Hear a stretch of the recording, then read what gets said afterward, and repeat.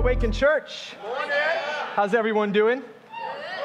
I've had a couple people ask me, Josiah, did you film yourself for that video? Guys, Jesus wasn't white, okay? All right, that's the only stock footage I could find, so sorry that it does look a little bit like me. Hey, if you've been in this series so far, you've witnessed Jesus cross some serious barriers to get to people's heart.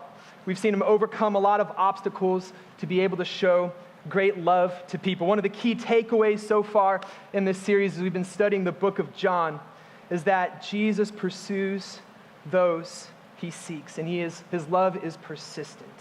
Jesus finds people from all sorts of walks of life, but none of these encounters are by chance or happenstance. We know directly from Jesus, from the source himself, right? In Luke 19:10, he says his mission here on earth is that he came to seek and save that which is lost. Jesus is on a mission.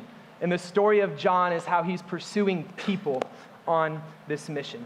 So this week we'll be looking at the story of the Samaritan woman at the well in John chapter 4. So go ahead and open your Bibles, open your Bible app, and as you're doing that, I remembered a story as I was writing this sermon this week. Pastor Dan and I have a running inside joke. All of my best stories start with one time in Thailand, but for the good reason, okay? So one time in Thailand, I was doing some missions work, and I was up along the Burma-Thai border. My team and I were serving in 3 different refugee camps. We had a kind of a collaboration with a ministry that we were working with in Ohio. We received refugees on that end, and we ministered, and we had after-school kids programs, so it was like really kind of a holistic ministry, and so we got to go over to the source of refugees in the camp and minister to them for a few weeks. And there was one period, we were in a really remote refugee camp called Mela. It was at some points inaccessible through months out of the year because of the crazy rain and monsoon season. It would wash out roads. And so we were up there for 2 weeks, and it was probably the most grueling conditions I have ever been in. I've never sweat that much in my life. And we were there for 2 weeks, and I mean, it was tiring. You ever have that moment after like a long trip or a long hike where you're just like, I might die?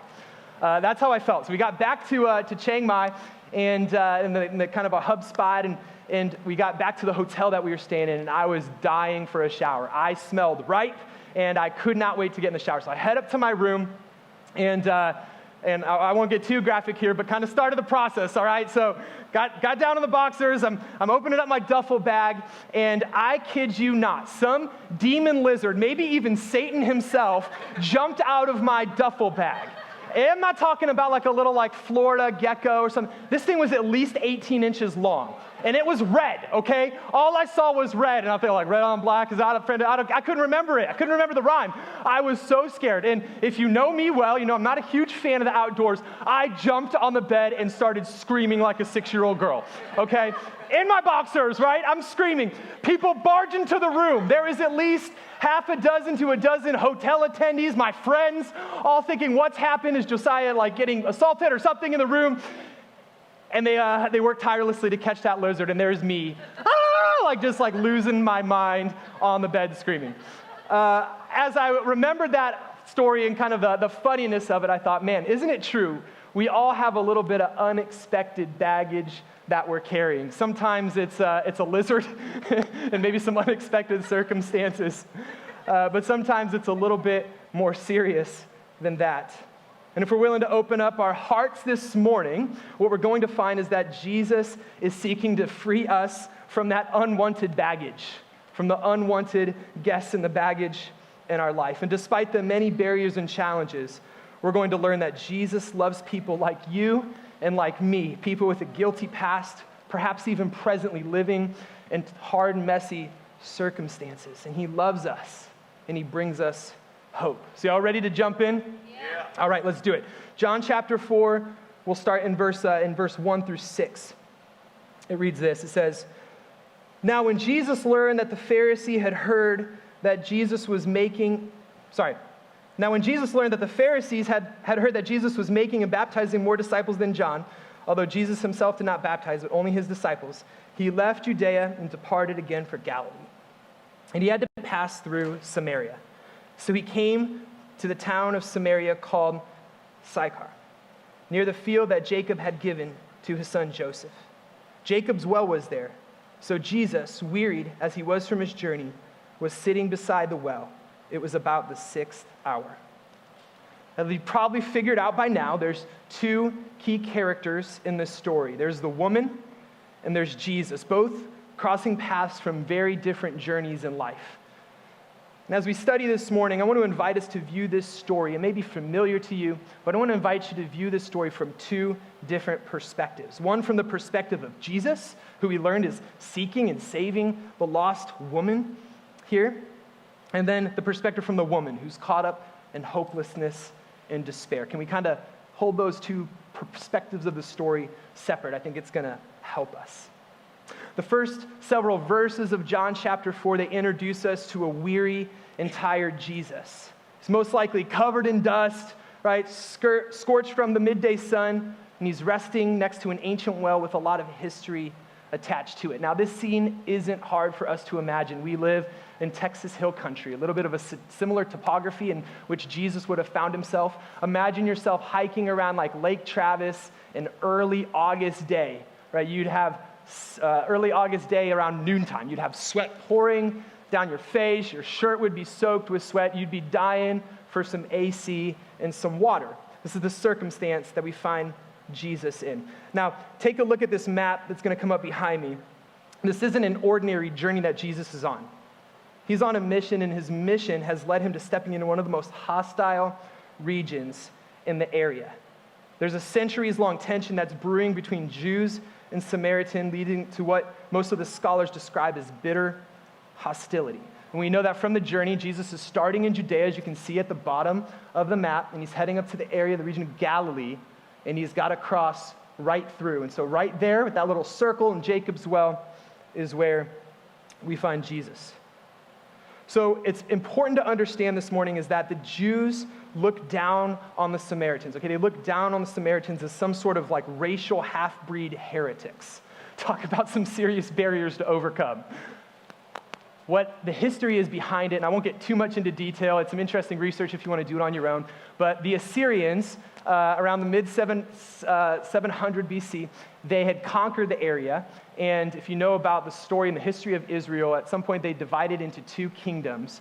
And the northern kingdom consisted of 10 of the 12 tribes of Israel. And so it was this area in Samaria where 10 of the 12 tribes were conquered by the Assyrians, and which was really a common war tactic in that day.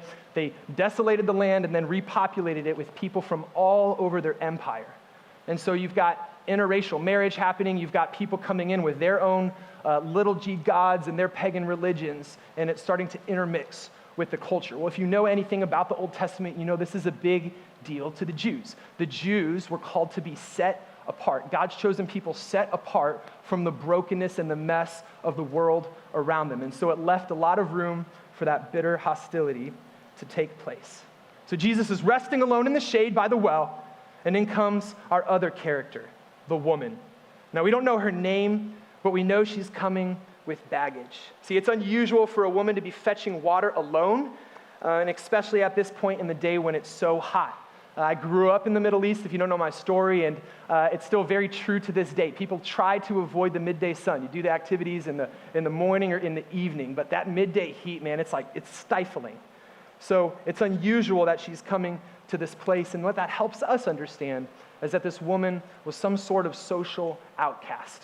She's coming to this place alone at the most inconvenient time because it's the only time that's accessible to her. Now, theologian Ray Pritchard points out from the get-go that there are 4 invisible walls that are standing between Jesus and this woman. 4 invisible walls. There's the religious wall, there's the racial wall, there's a gender wall, and there's a moral wall. And what we're going to see is how Jesus finds a way through these walls to deal with the issue that really matters, the issue of the heart. So let's keep reading John chapter 4, verse 7. It says, "A woman from Samaria came to draw water. Jesus said to her, 'Give me a drink,' for his disciples had gone away into the city to buy food. The Samaritan woman said to him, 'How is it that you, a Jew, ask for a drink from me, a woman of Samaria? For Jews have no dealings with Samaritans.'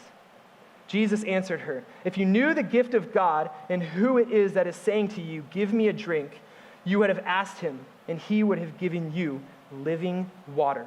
The woman said to him, "Sir, you have nothing to draw water with, and the well is deep. How do you get that living water? And are you greater than our father Jacob? He gave us this well and drank from it himself, as did his sons and his livestock." Jesus said to her, "Everyone who drinks of this water will be thirsty again. But whoever drinks of the water that I will give him will never be thirsty again. The water that I will give him will become in him a spring of water welling up to eternal life."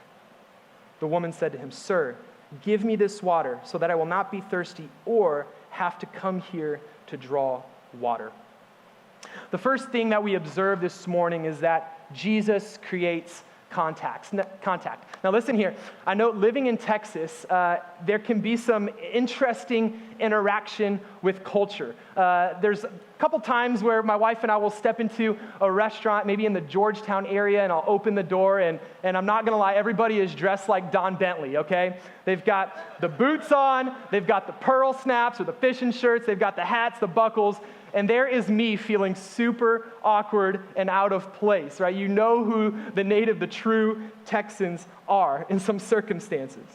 Well, it's the same thing. The woman, when she saw Jesus, it would have been obvious to her that she would have known that Jesus was a Jew by his dress, by his appearance, and by his accent. She knew he was a stranger passing through, but more specifically, she was used to being ignored, especially by Jewish men. It's probably not surprising for us to know historically in this century it was almost unheard of for a man to speak to a woman in public in these circumstances. And to ask for a drink of water was even more unusual, since the rabbis at the time had taught to even touch a utensil. Even think about touching a utensil that a Samaritan was using. It would have been unthinkable. It would have made them unclean.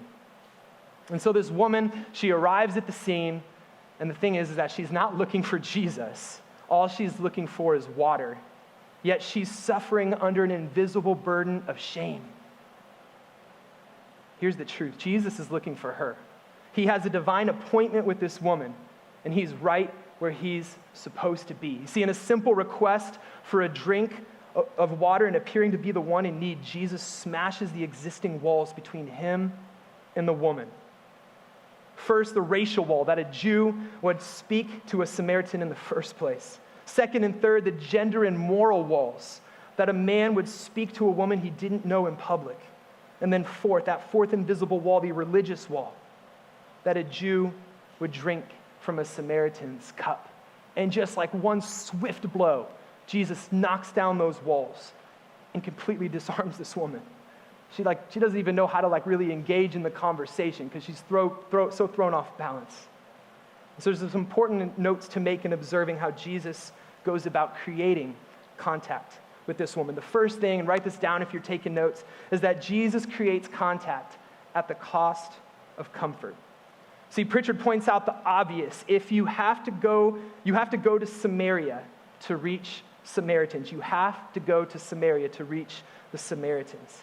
Jesus is intentional to step out of his comfort zone. Take again a look at the map that I showed earlier. You see, the racial wall of hatred that we talked about was so significant that you see this little gray line over my shoulder, kind of that dotted line up there? Can you see that? Yeah, so a lot of the Jews, especially the pious ones, they would take that journey around Samaria. They hated the Samaritans so much or had some fear of getting unclean that they would avoid them altogether. Now, I'm from the generation that had all of my childhood hopes and dreams crushed in the evil game known as Oregon Trail. Any other millennials relate? Yeah, I got some millennials with me. Gen Zers. It came out in 94, it was a little bit before your time. There's a free version online. I actually, when I was coming up with the sermon illustration, I was like, I gotta find a version of it. I found it. My people immediately died and drowned. I'm not kidding you. They died of dysentery, snake bites, and they drowned in the river. Some of you might remember. Do you remember those? Yeah, tell you how wide and how deep the river is, and you're like, I'm going to risk it, and then you lose all your supplies. It's a terrible feeling. Some of y'all are like, what are you talking about? I apologize. Us millennials get it. The Jews hated the Samaritans so much that they would be willing to cross the Jordan River, as we saw on that map, 2 times 2 times to cross the river just to avoid them. It's crazy. Jesus came to seek and save the lost. And the reality of it is that the lost are in hard to reach and hard to get places. C.T. Studd, one of my heroes of the faith, one of my hero missionaries, he was literally a celebrity in his time. He was a famous cricket player and grew up with wealth and privilege and gave it all away, gave away his whole celebrity status in order to take the gospel into some of the most difficult, hostile areas of the world. And he's quoted as saying this. It's one of my favorite quotes. "Some want to live within the sound of a church or chapel bell. I want to run a rescue shop within a yard of hell." I want to run a rescue shop within a yard of hell. It's a quick practical application for us this morning. I just want to ask you, when's the last time that you've stepped out of your comfort zone to help meet someone's need and to share the gospel of Jesus with them? When's that last time? I love our church, and I love our church family. We've got a lot of people who are doing sincere work and stepping in to those places to bring the hope of Jesus. And we've got a dear family in the church, the Lawrence family, and I've actually talked about Amanda a couple times in my sermon, in some of my sermons in the past, because I love what she does. She is an advocate for an anti-human trafficking organization here in Georgetown, Round Rock area called Key to Free Ministries. And as an advocate, she supports survivors of human trafficking and is trying to reach out to women in very tough circumstances. And I'll never forget, she called my wife, this was probably a few months ago, she called my wife kind of late in the day and she said, "Hey, I've got some care packages that I need to take to some women and some that we're ministering to in some different strip clubs. And would you tag along with me and just be my prayer covering as I'm going into these spaces?" And my wife told me, and y'all, like, my faith was like so stirred in that moment. I was like, man, we've got people that, like, they're not doing this for the badge and the cheer and the applause. Like, they're going into like really hopeless, messy, dirty, physically places. And they're carrying the hope of Jesus into some of the hardest reached areas of our culture. Whew, my faith was stirred in that moment. And I see those examples in this church, and it stirs my faith. And so I don't want you to ask this question from a place of guilt. I want you to ask this question from a place of opportunity. How are you stepping out of your comfort zone to bring the hope of Jesus to this world? The second way that Jesus creates contact is Jesus creates contact out of compassion. We need to unpack the use of the word living water here to really understand what Jesus is getting at. The use of the word is to describe a running water, or literally, like, it's translated like alive water. What Jesus is referring to is spring water. If you know spring water, it springs up, right? It comes up from the ground. And so as he's referring to spring water, that's why the woman misunderstands. She says, the well is deep. How are you going to get not just even to like where the top layer of water is, how are you going to get like deep down? How are you going to get to the spring water? And Jesus is speaking in a metaphor here. He's speaking in a metaphor, and he's helping the woman realize that her life is like the water in the well.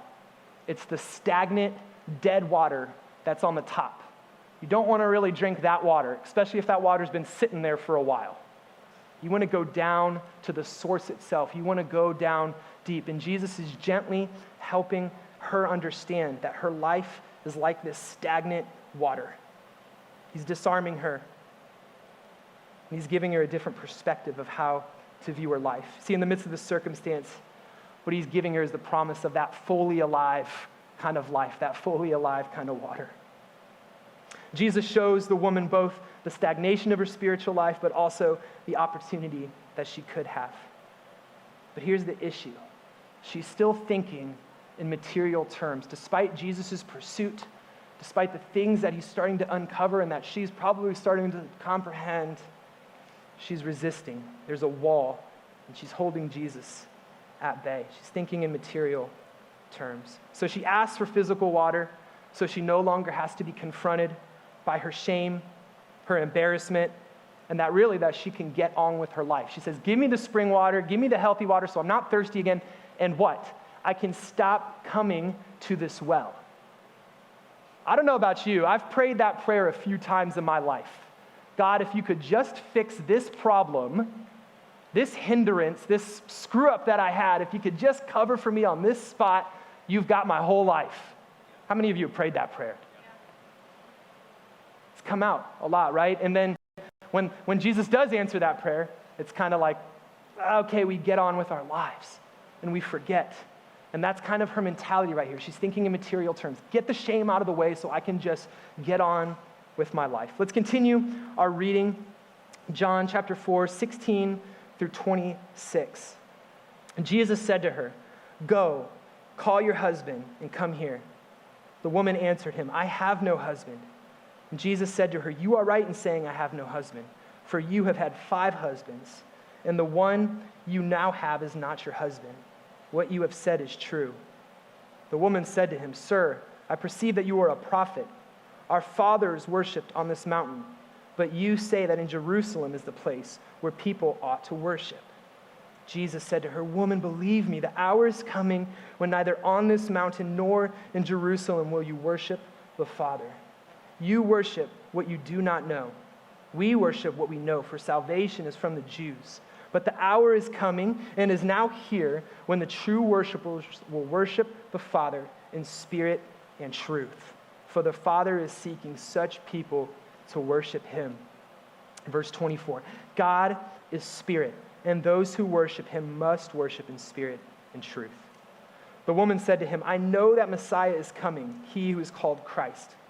When he comes, he will tell us all things." Jesus said to her, "I who speak to you am he." See, Jesus has already pushed past the invisible walls and has the woman's attention. Now he begins to deal with the heart condition. Jesus tells us again in Mark 2:17 that it is not the healthy who need a doctor, but it's the sick. He said, "I have not come to call the righteous, but I've come to call the sinners." See, being married 5 times is a lot, even for today in modern times. If you heard that somebody was married 5 times, you'd probably have some judgments. It'd be easy to discern, there might be something relationally off with this person. They might have some relational issues. But where man desires to look and deal with the outward appearance, we know that the Lord looks at the heart. Yeah. And in Jesus looking at this woman's heart, he creates a challenge. The first challenge that Jesus creates is that he confronts her condition. Pritchard goes on to say this. He says, by asking about her husband, he exposes this woman's lifelong pursuit of happiness. Evidently, she had entered one failed relationship after another, and each time she said, "This is the man. This time I'll be happy." And each time she was disappointed, her heart broken, to the point where she is now not even willing to risk marriage in and of itself. She has settled. She has settled because of the trauma that she's been through. I love the saying that the definition of insanity is doing the same thing over and over again and expecting different results. This woman is trapped in a hopeless cycle. And Jesus here, he reveals her condition. There's a deep-seated loneliness, and there's an inability to be truly loved in her life. And he's peeled back that layer, and he's exposed that. God sees behind the mask that we put up, and he sees into the reality within, no matter how well we think we're faking it or pretending. And until this woman is honest about the circumstances she's in, the water of her soul is going to remain stagnant and dead. It's going to remain stagnant and dead. And Jesus isn't being a jerk here. I think sometimes we can read this passage and be like, man, that's kind of mean to say. He's not being any more cruel than a doctor who prescribes surgery to save your life. See, until he removes the tumor, you are certain to die. Is the operation going to be painful? No doubt. No doubt it's going to be painful. But he's got to get in there. He's got to be able to remove the sickness, remove the disease, and weighed against death, the pain is really just a part of the healing process. The pain is a good thing. So Jesus, in his love and his mercy, he confronts her condition. But really, he's only able to confront her condition because he cares about her heart. He's only able to confront her condition because he cares about her heart. You see, only someone who really loves you can look at you and know your past and not even blink. Amen? Yeah, you or who married, you know that. And you who are in a deep, serious, committed relationship, you know that. I love my wife so much. And I always tell her she is God's sign of mercy and grace to me. Because I know my past. She knows my past. I know where I've been in those dark moments. I know when I've been caught up in addiction and running that cycle where I can't get out of it. I know what it's like to be hopeless, man. Yet here's my wife who met me, and I wasn't necessarily in a great place when we met, but she loved me. She looked past that stuff, and she didn't blink. She didn't hesitate. She proved actually really for the first time in my life what unconditional, unmerited grace was to me. Jesus, he doesn't flinch. He doesn't flinch at this woman's condition. And really, he's not surprised that a sinner is sick. He confronts her, he's challenging her, but he's doing it in a loving way. And he's helping this woman understand the depths of the hopelessness that she's at. And what does she do? She changes the subject, of course. Sometimes we're good at that. We're like, ooh, things get a little bit too deep and sincere. Like, okay, here's where I draw the line. This is past my point of comfort. What does she say? She says, our fathers worshipped in this mountain, Gerizim, and you people say that in Jerusalem is the place where men ought to worship. She wants to shift this back. She's getting actually a little bit hostile. She wants to flip this back, maybe even to a debate. Maybe it's because she's uncomfortable or sin's been exposed. Maybe actually it is out of a sincere, nagging curiosity of like where the true place to worship is. We don't really know. It's probably a little bit of both thoughts that are going through her head. But the point is this, is that Jesus cuts through the external aspects of that controversy of what mountain should we worship on, to say this, is that very soon neither place will be the official place of worship. He says both places will be surpassed by those who worship God truly in spirit.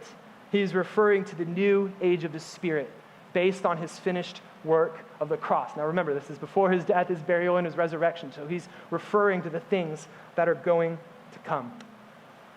Again, the woman, she had talked about the worship of her fathers. She goes back to her ancestry, to what she knows, to what she's been raised in, and uses that as her defense. And she goes back to the worship of her fathers, but Jesus redirects her to the worship of the Father, which suggests this, is that Jesus cares more about a personal relationship than ritualistic ceremonies and religious steps to take. He cares about her heart. He's making an appeal to that personal relationship. Really, he's about healing the heart so that we can worship from the heart. He's about healing the heart so that we can worship from the heart, so that the shame and the guilt and everything that we carry around can dissipate and we can worship from a place of freedom. This brings us to our third and final point, and it's that Jesus creates an opportunity for a changed life. What's interesting to me is despite the opportunity of this changed life that the woman is presented with, she keeps trying to duck and deflect and hide behind the walls that are already being torn down. Think about it. Jesus breaks through the gender wall, yet she questions why he's speaking to her. Jesus tries to cross the moral wall, and she questions his moral code in drinking from her cup. Finally, in verses 19 and 20, after Jesus exposes not just her sin, but her deepest longings and desires, she tries to hide back behind a religious wall. Now, we may expect that sort of response from a guy like Nicodemus, like a religiously elite character, the one who we studied last week. Consider Jesus' audience. He's talking to someone who's very low in social status. Not only is she a woman in the first century, she's a woman and didn't have a lot of value in that time, but she's a Samaritan woman, which casts an entirely different cloud of suspicion over her head because of her race. Finally, the trifecta, not only is she a Samaritan woman, but she's a social outcast with a reputation about as good as a prostitute. She's got the reputation about as good as a prostitute. Yet this is who Jesus came to save. She tries to hide, shouldering the crippling burden of shame alone like she's done all her life, just to get through the day, just to get through another shameful moment. And Jesus, showing kindness and dignity to the one the world has rejected, is offering an opportunity for a changed life. To experience this changed life is to drink the living water of salvation. But first, you must deal with God at the heart level. Before you drink, you've got to deal with God at the heart level. No games, no hiding, just brutal honesty with where you're at. Up to this point, Jesus hid his true identity as Messiah, the chosen Son of God. He chose to hide it from the politically charged Jews who would have taken him and put him on the pedestal of the political leader. He chose to hide his lordship from them. He could have revealed his lordship really to anybody up until this point. Yet Jesus, the one seeking this sinful, confused, emotionally wounded woman, reveals his identity to her.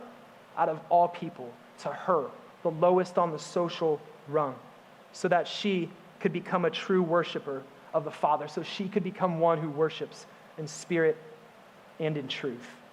Talk about crazy love. See, out of this love, Jesus can't even contain his identity any longer. He's so eager to save her. The story really is an incredible one. It really is.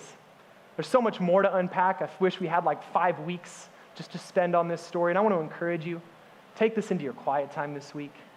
Go deep in it. There's great commentary. If you need some help with resources, email me or Pastor Ryan. We can get you some of those. This is a great story, and there's much more to unpack here. But I hope it's encouraging for you this morning. I hope it's encouraging to hear how Jesus is pursuing you.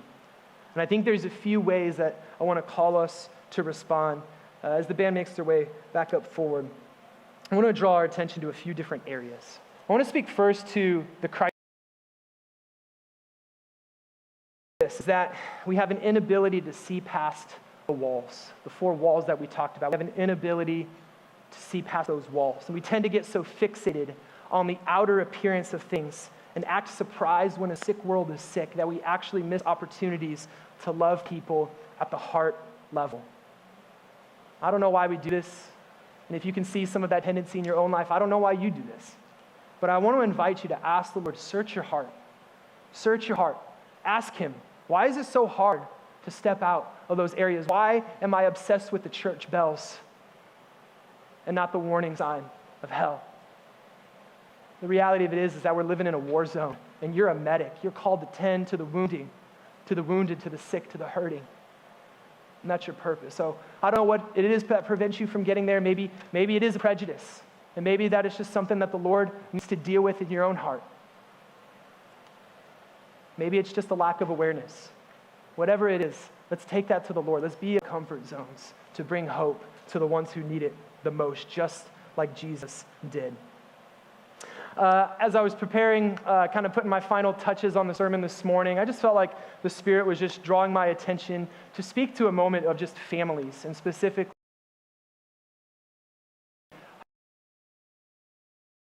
I think there can be a lot of underlying guilt and shame that happens in marriage, and especially when you add kids to the equation. I know the moments where it can feel really overwhelming as a parent. You're thinking, how on earth am I responsible not only just to keep this kid alive, but to train him and to raise him up in the faith? And it can feel so lonely and so hard. It's only perpetuated worse is when the parents aren't on the same page, when you're being loved from a completely different place. And I just want to speak some hope to you this morning, is that Jesus, well, really, God is the one who brings man and woman together. He's the one who's united you in your marriage and given you purpose and calling. And I just want to say, if you're sick of repeating the pattern of tension, of fighting, of outbursts, of anger, of all of those hostilities in the home, there is a better way to do life. Do you hear me?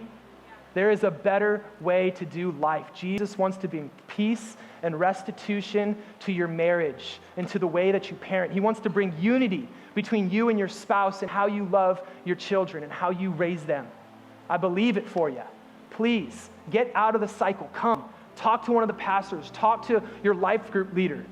Chat with somebody. Come up with a game plan on how you're going to move forward. But first and foremost, talk to Jesus about it. Bring your need to Jesus. He wants to bring you the healing that you need. The third and final person that I want to speak to this morning is the ones who are not following Jesus.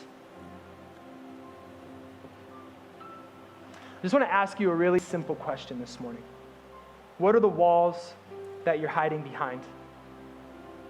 I think oftentimes what prevents people from believing and following Jesus is this idea that we have to seek him, right? We have to seek him and we have to have everything nice and neat and organized and put together before we come to Jesus and before we express our need to him and we express our trust in him as our Savior, the one who is healing us and redeeming us.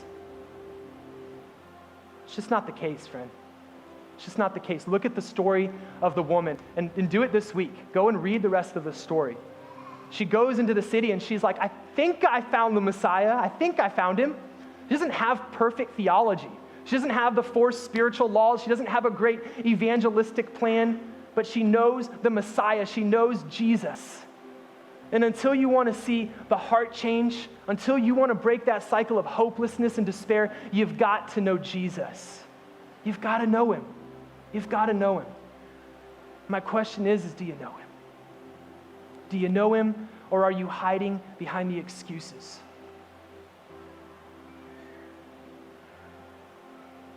It's kind of like going to a counselor and just trying to change bad habits. It's not going to lead to long-term heart change. It's not going to lead to long-term healing. Sure, you may fix some bad habits, but it's not going to heal the heart. Only Jesus can do that. You might not have 5 failed marriages, but here's my fear, and I want to be really direct. I'm not trying to be mean or anything. You actually might be the worse off than the woman. It's always easier to look at somebody else who's failing, maybe harder than you, and think, man, at least I'm not that person, right? Because we want to deflect. We don't want to deal with our own junk. But listen, at least the woman knew Jesus. At least she was looking for the Messiah. Some of us are so dead. We're so dead in the sin. We become that stagnant water where it's like we're not even willing to recognize Jesus is who he says he is. We can't even move past that point. And if you can't get past that point, we can't talk about the heart healing.